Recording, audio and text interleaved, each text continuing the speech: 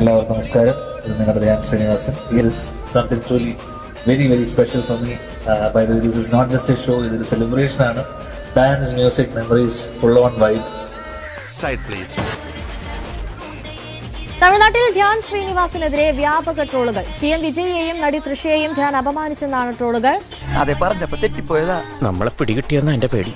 നമുക്ക് അടികിട്ടൊന്ന എനിക്കിപ്പോ പേടി. ചുമ്മാ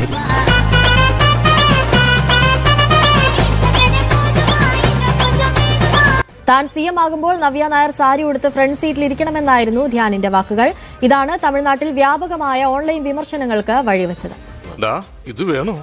ഇത്രയും നാളും കളിച്ച പോലെയല്ല, ഇത് വലിയ കളിയാ. എടാ, നീ കേട്ടിട്ടില്ലേ, നോ പെയിൻ നോ ഗെയിൻ. എനിക്ക് തോന്നുന്നു ഞാൻ ഏതോ എന്റെ ഇന്റർവ്യൂ ജീവിതം തുടങ്ങിയ കാലം മുഴുവൻ തുടങ്ങുന്നത് ആ ഒരു ഇതിലാണ്. നവ്യയോടുള്ള ഇഷ്ടം പറഞ്ഞുകൊണ്ട്. നിനക്ക് നവ്യ നായരോട് നിനക്ക് അങ്ങനെയുള്ള തോന്നലുണ്ടായോ? കല്യാണം കഴിക്കണമെന്ന് മറ്റോ തോന്നി? എന്നാൽ പോലും ഞാൻ പറയുന്നു, ഞാൻ CM ആയി സത്യപ്രതിജ്ഞ ചെയ്യുന്ന ദിവസം സാരി എടുത്ത് ആ ഫ്രണ്ട് റോയിൽ. ആവേശം കൊണ്ട് ഓരോന്ന് വിളിച്ചു പറഞ്ഞ് തടിയേടാക്കണ്ട, പണിയെടുക്കാതെ ജീവിക്കാൻ നോക്ക്. അമ്മയുടെ പ്രസിഡന്റ് ആവുമ്പോഴല്ല, CM ആകുമ്പോൾ വന്നാൽ മതി. കണ്ണ് നനച്ചുകൊണ്ട് നബി ഉണ്ടാവുന്നുള്ള എല്ലാ പ്രതീക്ഷയോടെ ഞാൻ നിർത്തുന്നു. നന്ദി. അണ്ണാ, നമ്മുടെ പാണ്ഡിതുര അണ്ണനില്ലേ, അണ്ണനെ പറ്റി ആൾ തെറി പറഞ്ഞു.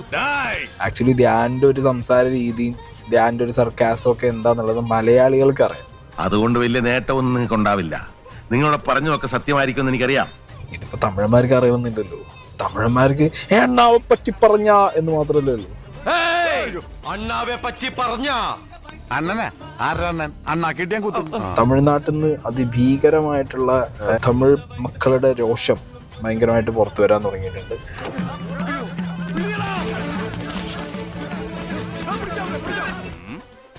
നിന്റെയൊക്കെ അഭ്യാസം തമിഴ്നാട്ടിലല്ലടാ നടക്കൂ. ധൈര്യം ഉണ്ടെങ്കിൽ ഇന്ത്യയിലേക്ക് വാടാ. അപ്പ കാണിച്ചാൽ ഉമ്മച്ചൻ ആരാണെന്ന്